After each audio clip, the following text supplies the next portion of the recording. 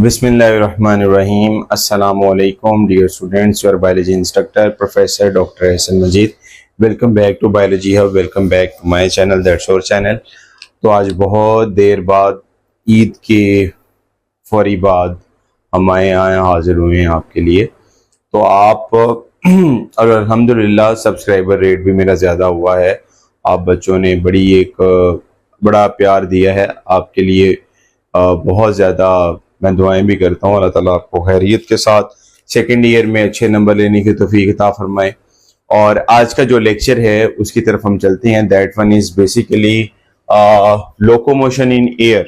ठीक है, अब लोकोमोशन इन एयर से क्या मुराद है कि हम लोकोमोशन हवा के अंदर जो परिंदे हैं या जो चरिंद परिंद हैं वो कैसे मूव करते हैं, वो मूवमेंट हमने देखनी है। सबसे पहले आप देख लें, वहां पर आपको अडाप्टेशन पॉइंट नजर आएगा। ठीक है, सो पहला पॉइंट जो है वो है अडाप्टेशन। तो अडाप्टेशन में आपने बात याद रखनी है, उनकी बॉन्ड्स क्या होती हैं, light bonds with large air spaces. ठीक है, उनकी स्पेसिस लार्ज होती हैं। और ये मैकेनिज्म किन में पढ़े हैं, हम पढ़े हैं बर्ड्स के अंदर। ठीक है, फिर दूसरी बात उसमें याद रखनी है कि इनके जो फोर लिम्स होते हैं वो मॉडिफाइड हो जाते हैं इनटू विंग्स।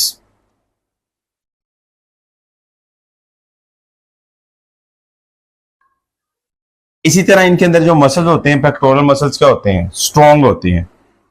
और इनकी जो स्टर्नम है वो कीलनुमा स्ट्रक्चर में मॉडिफाइड हो जाती है।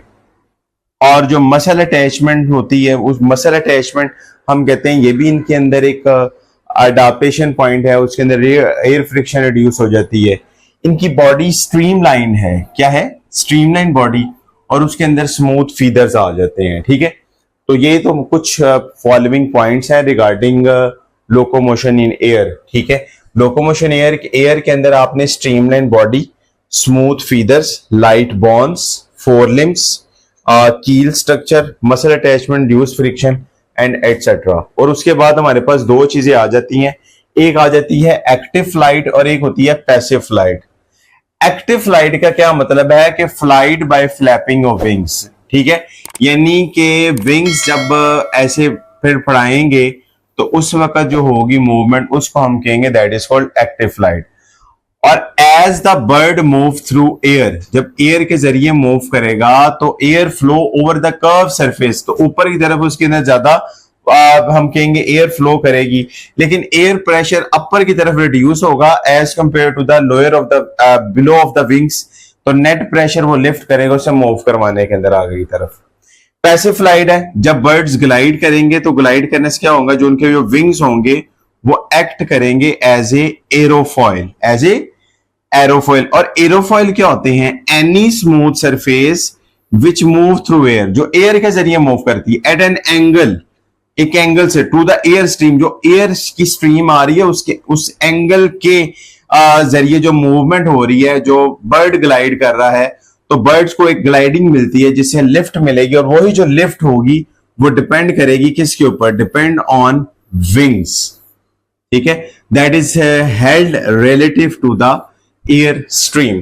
तो आज के लेक्चर में आपने कुछ अडाप्टेशन देखी हैं और उन अडाप्टेशन को थोड़ा सा मैं करीब करके भी बता देता हूं।